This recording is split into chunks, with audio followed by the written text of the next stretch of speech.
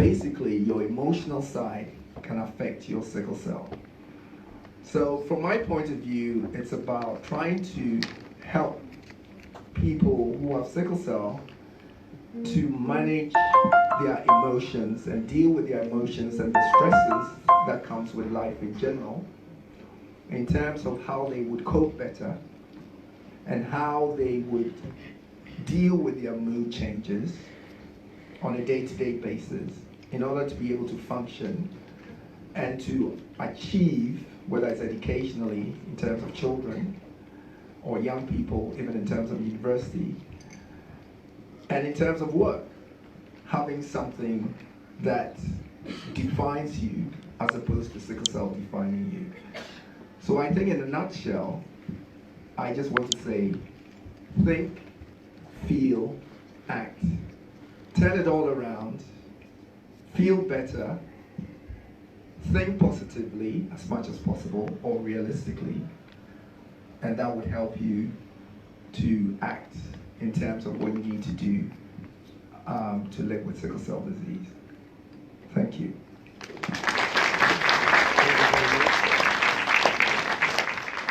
Thank you very much. Doctor, just before you leave, in your slide, you showed the interconnectivity of emotions and actions, and now how we can turn it on its head. But my question, I guess, is regardless of how positive that Anne is possibly one of the most positive people I've met.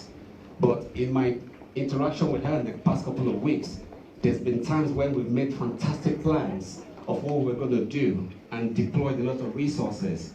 But somewhere in the middle, she got poorly and she couldn't turn up. Yeah. So regardless of the fact that she was positive, as you can imagine, there are times when you still cannot do something. How would you respond to that? So basically what I'm saying is that for a chronic illness like sickle cell disease, we have the physical side and we have the emotional side. The physical side, sometimes, despite whatever you want to do to prevent having pain, having a crisis, you can't do it. But if you are able to, in a way, deal with your emotions, that's why I use the word positive, but as well as realistic. Because sometimes, despite all the positive things that you can do, or whether you want to think positively and not think negatively or whatever, it may not be realistic under the circumstance that you are. So what you want to do is to be able to handle that emotional side. And sometimes as an individual, you need professional help. You need to talk to somebody. And sometimes, even in terms of the support that you get from your family, is quite good. So basically, what I want people to think about is that if you think about it, when you are in your worst state, you tend to have more pain from the point of view of the experience of the pain. It feels worse. When you are in a better state, the pain can feel a little bit better. But we shouldn't disregard the fact that sickle cell disease, sickle cell pain, is a physical thing that has to be dealt with. And sometimes you need very strong, like for example, very strong analgesia to get you over a certain period, and then try to get your emotions together to deal with it.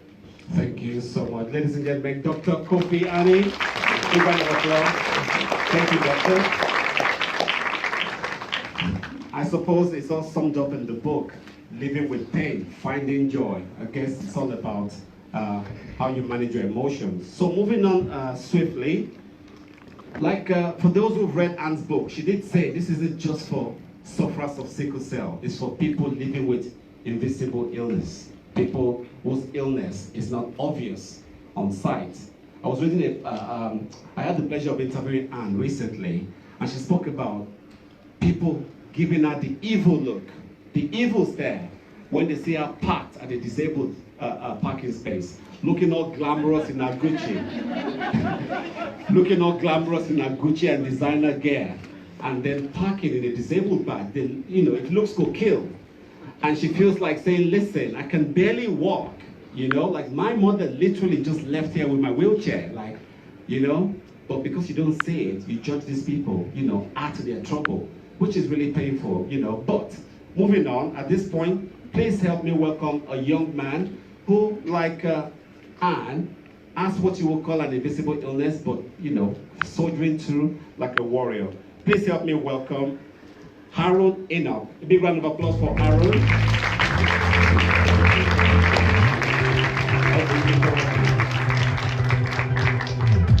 This gentleman right here is all personality, so I'm just going to let him do him. Thank you. Today I'm going to speak about overcoming challenges and finding meaning. And me growing up with pain and, battling through asthma, so the ward I was in actually, there was a lot of kids with sickle cell, cancer, and they were my age, like 8, 7, and some of them, they're playing their toys, smiling positively, and the other half, they were depressed. And for me as well, I was the other half, feeling low. And my whole childhood, I've been battling with pain, and I can't call it childhood because, there's so much pain. And I didn't have no meaning or purpose, and I thought to myself, what's the point of life in general? There's no point of life when you're growing up, and my whole childhood, that was it really. Until 3 years ago, I was in hospital, and this nurse came up to me and spoke to me, had a long conversation, and she was telling me of how there's other people in the world that are suffering same as me. How there's other people in the world haven't got something simple as water to drink. And that made me think so much about vanity and life in general. And me, I was a typical boy, I want to be a footballer, but my asthma, that's not going to happen. Right? I was fast, but after 3 seconds, I'll be running out of breath. But yeah, then my business teacher, she gave me a book on marketing. And then I read, how to make money profitable and how to invest. And I was so into business. Then from there, my uncle, after getting admitted, my uncle took me on a trip to Paris. And I ran into a jewelry supplier, had a conversation, and then I shipped a few jewelries back to London. Yeah, then because my high school back then, it was in a rich area, and half the kids there were spoiled. They were spoiled brats. So I said, why not use that to my advantage?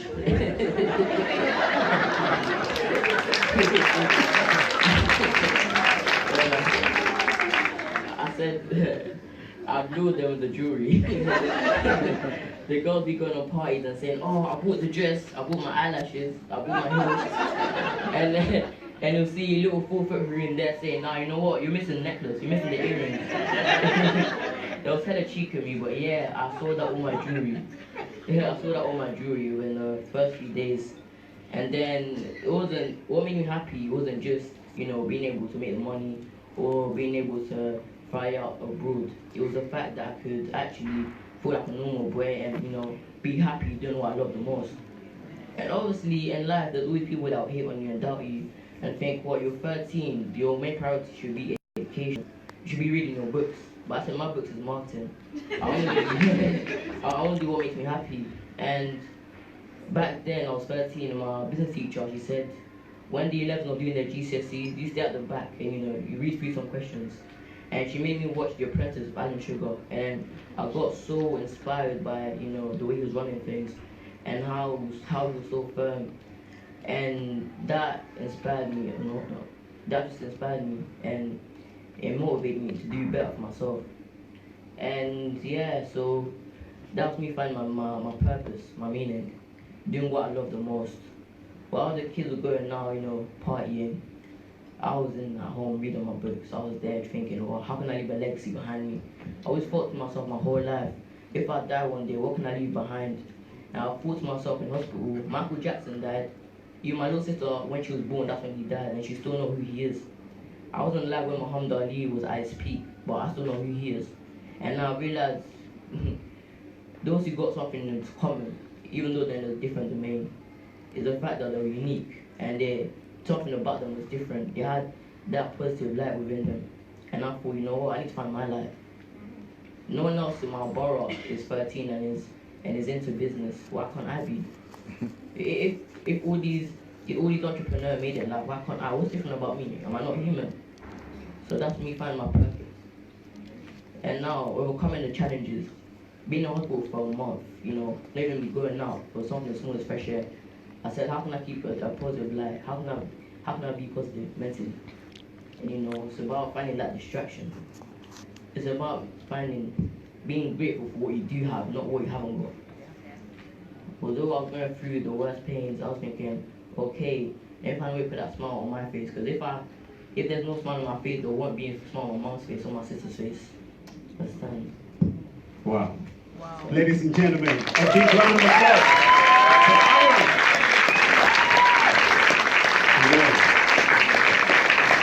One more time. Well done. Legend. That's all I can say, legend. I mean, that's so inspiring. Am I the only one? No. I think you probably have a career as a motivational speaker.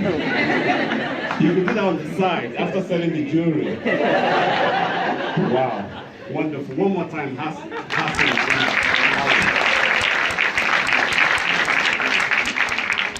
Now, one of the characteristics of sickle cell is it doesn't tell you when it's about to hit you. I remember a chapter in Anne's book. She described it as a aha moment. 20,000 feet in the air, an opportunity of a lifetime with the president of Nigeria, and this nasty illness decides to strike, of all times. I personally, even though it didn't happen to me, I was teed off.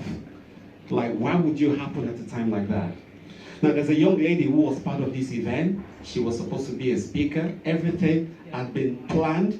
She was meant to be here today, and then she fell ill this morning. So please, I want us to have a round of applause for Sienna King. She's supposed to be here. She's not here, but her mom is here on our behalf. So please help me welcome Haley King.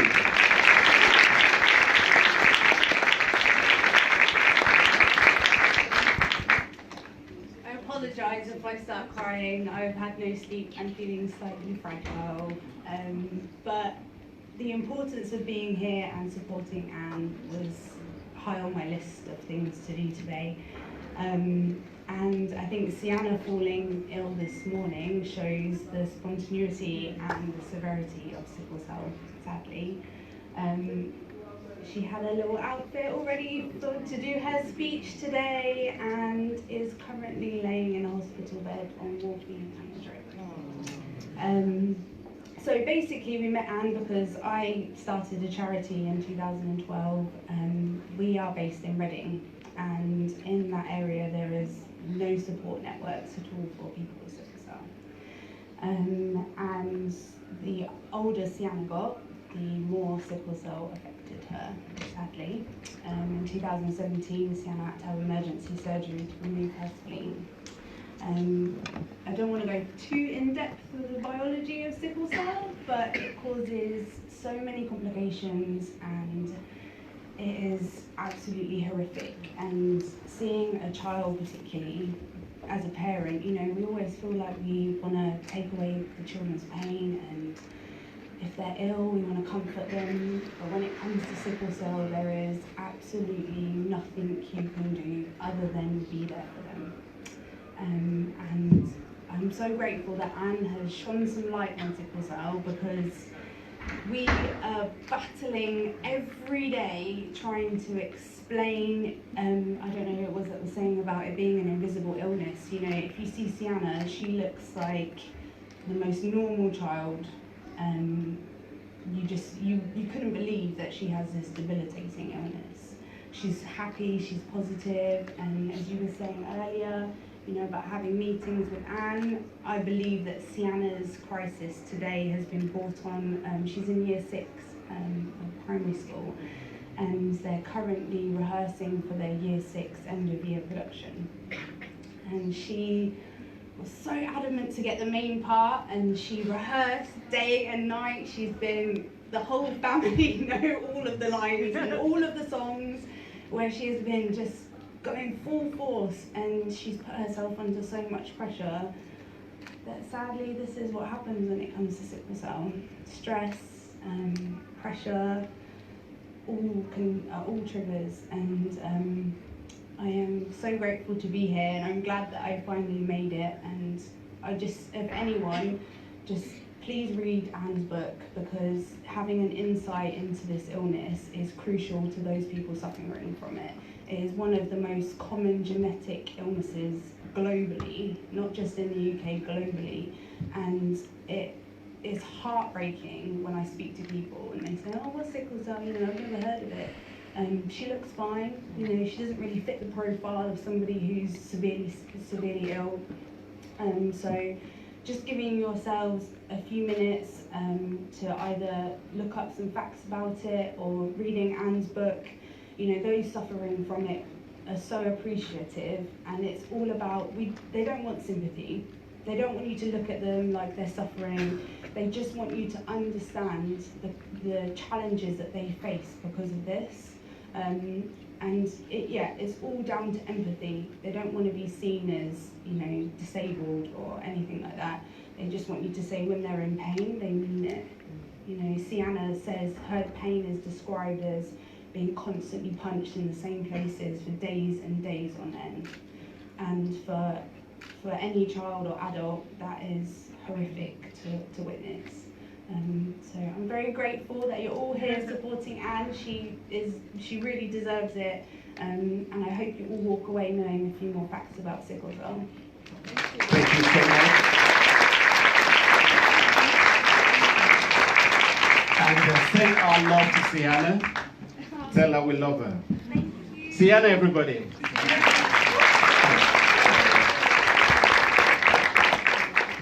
So, there's a reason why we're sat in a cinema auditorium. Excuse the fact that we have no popcorn or candies, but you've had alcohol, so you should be fine. Got cake. Can we have the first film, please?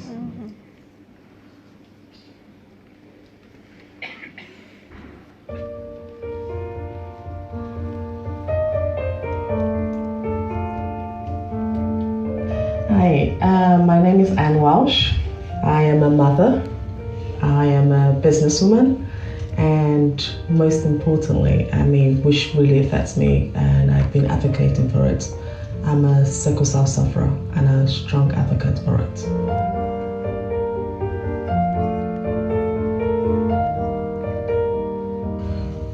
Because this is not just a book about my suffering. At the end of each chapter, I write what you can do to overcome those things. Like, I could have done better in school at the beginning of my life if I knew certain things, if someone had told me. And one thing the book is very, very, very clear about is that it's living with pain and finding joy. So, because the book is aware that I will always have this chronic illness, it's not about we will overcome the pain. Because until there's a cure, I can never guarantee I will overcome this pain. But what the book is out there is to tell people, find ways to overcome pain and find joy along the way. And with the book, I said, I just don't want to stop at this book. I want to go into the next level. And I want to work in Africa, for example, where there's lots of people, more people with sickle cell anemia, and they're dying needlessly. I was first diagnosed with sickle cell disorder at the age of 11. Well, I was diagnosed with sickle cell at age 11 when I fell sick. It was not really a major sickness. I just came down with malaria, and I went to, we were at Port Harcourt then, and I went to, actually my sister was the one with the issue because she normally convulsed. So we went there and she was tested, a genotype was given, and the doctor was like, how about your other daughter, let's test her. And I was also down with malaria and they needed to transfuse. So that was when they knew I was a sickler. I was diagnosed at the age of 2. I presented with swollen hands and feet, and my mother was worried because such a thing had never happened to me before. According to her, my temperature was very high, but she was more worried. My temperature was always high, but she was worried on that day when she found that my hands and feet were swollen. I started shouting. My head, my leg, everywhere. I couldn't even say this is it. And my mom was worried. The next thing they could do is just to carry me to one herbalist very close. And all I knew is that the only way I could describe it for them is that my breath is leaving me. So I was shouting in Yoruba, "Wọ́n ti mọ́kàn ẹ̀mí mi lọ o, wọ́n ti mọ́kàn ẹ̀mí mi lọ o." So they were all donating blood. My husband, they told him not to come to the blood bank again, that he has donated enough. So there was a particular day, on a Saturday afternoon, that I went to the blood bank with different cannula all over my system, because being a fleshy woman, to locate a vein is always very tough. So I have applied by 6 here, and here, all over me. So if this one is not going, this one will go. If this is not true, this one will true. So I have to leave my bed with the hospital gown and go to the lab, because the lab guy said no. How come? Is she the only one? She has been taking so much blood here. This is her 8th one, and this, that. I said, okay. I went to the lab. I left the bed, the emergency bed, went to the lab, and saw the guy. Bros, what happened now? I need this. If I don't need it, do you think I will not be asked to take it? After all, my people are donating it back. He's like, oh girl, this vampire come again. Must you always take blood? Are you the only person in the lab? I was pissed. Right? Maybe my hormones, or maybe I was not really feeling, I can't tell that very well, but I flare up. I took it up upon the, I was so angry. I told the guy, do you think it's easy to live with sickle cell and be carrying pregnancy up and down? I'm single. I'm not married. Why? Because so many of the suitors that came, once they found out that, oh, this was genotype, that's why they found out, they will ask me, oh, let's go to the hospital to do the test together. That's why they found out, we'll do the test together. They will see my own, they will see their own. They will see back up at the end of the day. So this has been a real problem for me, even up to now. A teacher, he was new to the school. He wanted to beat my entire class for making noise. And I always sat in front because I was small in stature, I was short. So if you put me at the back, I wouldn't really see what was going on in front. So I always sat at the front. And he wanted to start with me. And the whole class was like, no, she will die. If you touch her. And I felt bad. I remember crying home that how can people say I would die and all of that.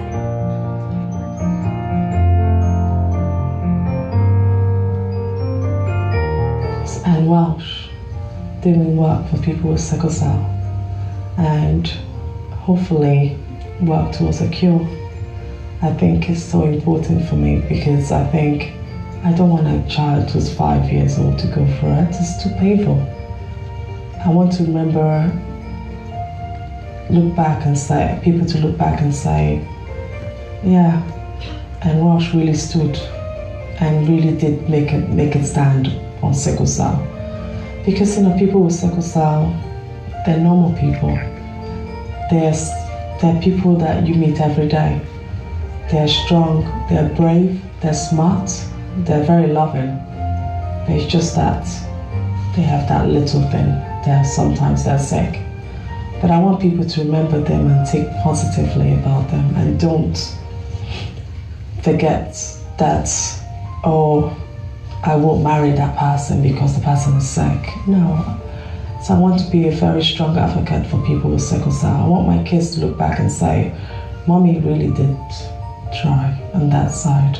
I want people with sickle cell, chronic illness, mental health to understand that more about sickle cell, and understand that even though sickle cell is very serious illness, we could live and find joy along the way.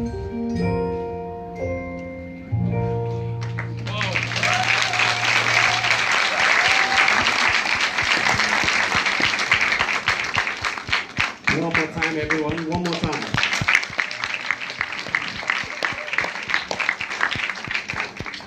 I think that meant you enjoyed that, right? I mean, I don't know. It had a bit of everything in it, didn't it? A bit of action, a bit of comedy, a bit of drama. I think the one that stood out for me was a fleshy woman. Don't you just love Nigerian women?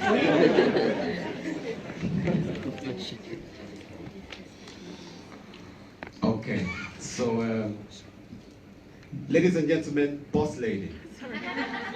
A round of applause for Kemi. She's running the show. So please, could you, lovely guest here, could you please find a place to sit? There's enough chair for everybody. Let's make it cozy. Oh, okay. Guys, You can come this way as well, you please. come down and just make your way around. There's a lot of space at the back as well.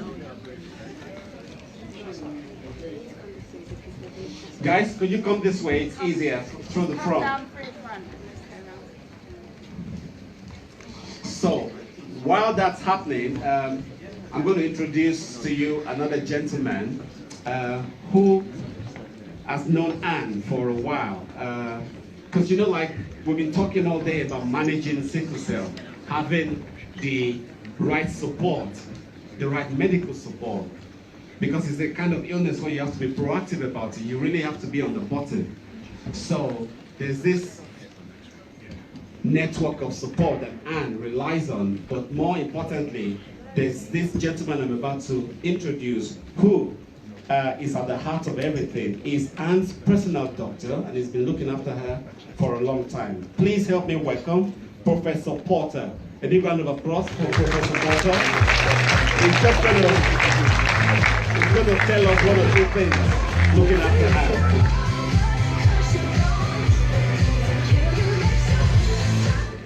We want all the details. Well, I'll try to spare some of the details. It's a great privilege to look after Anne, and she's a hero, and she's been troubled with quite severe sickle cell disease. And although she makes light of it, she's really risen to the task of writing this book and being an advocate for sickle. And we need advocates for sickle cell disease because although it's the commonest genetic disease in the UK, there's a general lack of awareness. And we need to improve that, we need to increase that. And Anne's definitely done that. She's had a very challenging journey with her children and trying to get through pregnancy, even though we haven't always been able to find blood. It's been really challenging. But she's risen, she's done a great job. I think you've had lectures or discussion groups about sickle cell disease today, so I don't think I need to tell you about sickle cell disease again. But it does cause very severe pain. It's like having a heart attack only in your bones and different places all the time. And so managing that pain is a real challenge with respect to opiates or other painkillers. And a lot of people have great difficulty in dealing with that, but Anne's dealt very, very well with it. So it's been a real privilege looking after her, and I congratulate her on a fantastic book and on this great reception today. Thank you very much. Thank you very much. Professor Porter, everybody. And talking about network of support, let us meet the woman who has been on this journey from day one. Anne's beautiful mother. Mommy, please stand up for recognition. Please celebrate her.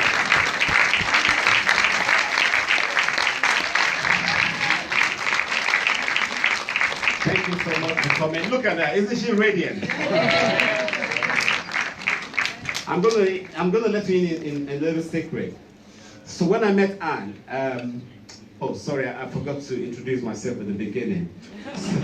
So I'm a journalist, okay? So I work for the BBC World Service, and we wanted to interview Anne by the virtue of our book because we're going to run the item today on our radio program. So she came, and then she introduced me to her mother. What she didn't tell me was that she doubled as a personal assistant, a photographer, and a videographer. So all through the interview, she was taking pictures, selfies, filming, with Aunt giving instructions. Mommy, get the angles right. Mommy, get the frame. Mommy, capture my microphone. I'm thinking, whoa, okay. A round of applause one more time for Mommy. Please indulge me. I also want to introduce Aunt's beautiful sisters. They are right here as well. There's some good genes in that family, isn't it? I mean, look at them. They look like glamour models. A round of applause. And last but not the least, behind every successful woman, there's a man. A couple of days ago was Father's Day. Okay, so let us acknowledge our men as well. A round of applause for Mr. Welsh. Where are you, sir? He's very gentle, relaxing in the background. We appreciate you. Thank you so much. How about another video? Okay, I'm going to play it anyway. Shall we?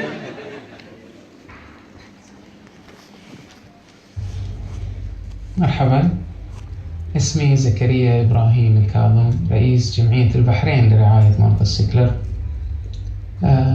46 عاما، ولدت بفقر الدم المنجلي وأعاني من آلام شديدة لا أستطيع وصفها أبدا.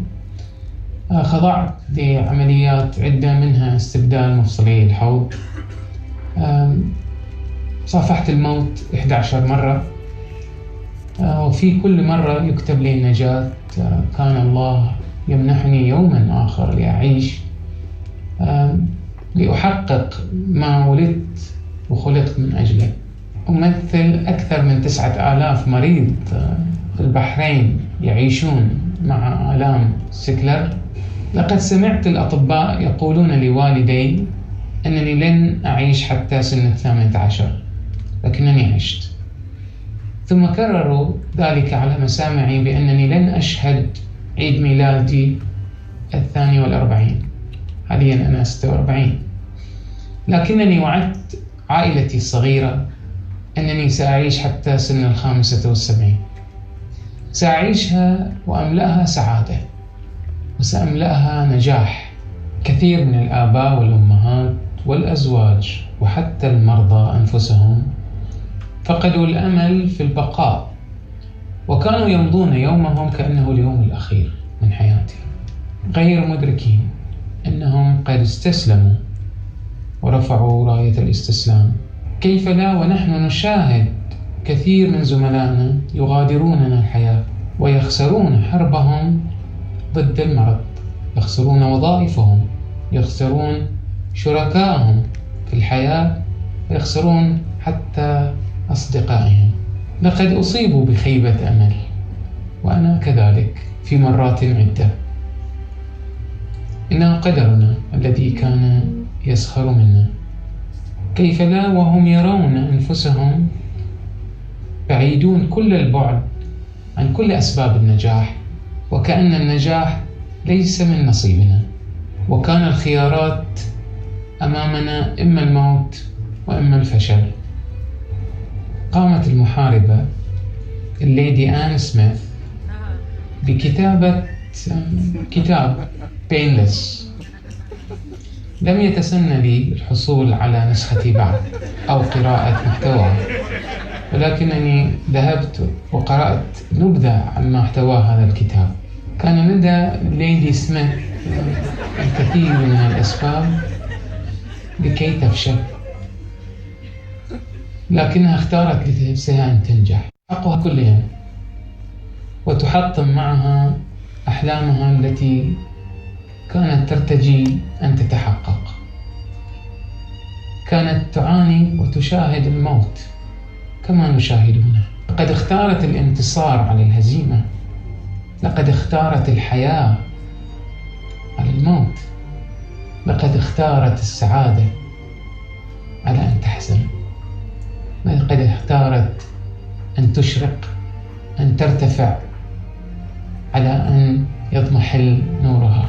اختارت محاربة المرض، واختارت سلاحه أيضا، اختارت القلم لتكتب لنا قصتها الجميلة. إنها فكرة شجاعة جدا أن تتحدث عن معاناتك، أن تتحدث عن ما مررت فيه، أن تلهم الآخرين لتقول لهم لستم وحدكم، لقد كنا هنا في يوم ما. إذا اختار شخص منا أن يذهب في رحلة فإنه يختار رفيق أو يختار خارطة، طريق تساعده على أن يتخطى هذه الرحلة وأن تكون ممتعة. أما هذه الرحلة فهي رحلة غير سعيدة، لا يوجد فيها إلا الأوجاع والخوف والرجاء. الكتاب كان عبارة عن نافيجيشن يساعد المرضى في الحصول على السلام، ليخبرهم كيف يتخطون اليوم السيء لصالح اليوم السعيد. لقد كانت تقول لنا أن اليوم السيء سيمضي وسيأتي اليوم السعيد. هي تحاول أن ترشدك في رحلتك ضد الألم، وأن تريك طريق النجاة. تريد أن تقول لك كنا هنا، مررنا من هنا، نعم كان يوما مؤلم، كانت تجربة قاسية، لكننا اجتزناها. هي خريطة طريق لهذه الرحلة الصعبة. كل شخص فينا هو شخص شجاع، هو شخص ملهم، لكن آن اختارت أن تبادر في كتابة قصتها، أن تخبر العالم بأنها لم تكن لتنجح لكنها نجحت، لم تكن لتنجو لكنها نجت. إنها تخبرك وتمنحك الدعم النفسي والعاطفي في رحلتك الصعبة. شعور مريح أن تشعر أن هنالك شخص يرافقك طوال الطريق. في كتاب بينلس سوف يكون مرشدك في رحلتك القادمة. المحطات كثيرة في حياتنا، في الطفولة، أيام المراهقة، تحدياتنا في المدارس، في الجامعة، في الحصول على وظيفة، في الحصول على شريك حياة، كانت تساعدنا في كل مرحلة أن نتخطاها، وتعلمنا بعض الحيل التي يمكن للآباء أو للمريض أن يتعلمها ليجتاز تلك الآلام.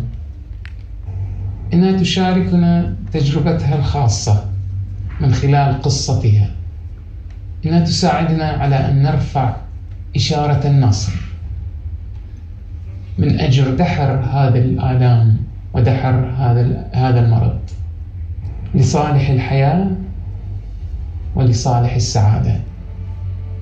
ختاما، أنا أشكر ليدي آن سميث على إتاحتها الفرصة لي أن أشكرها نيابة عن مرضى الشرق الأوسط الذين يعانون من آلام مرض فقر الدم المنجلي.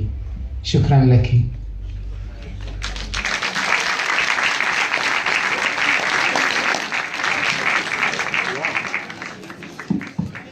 Wow, wonderful. That was interesting, right? I mean, what a smart guy. Am I the only one who saw that? Lady Ann Smith. Warrior Lady Ann Smith. I think it's about time we make this Lady Ann Smith thing official. Does anybody have the links to Buckingham Palace so we need to speak to them? Right. Ladies and gentlemen, we have come to that time why we're here, to hear from the horse's mouth, so to speak. But at this point,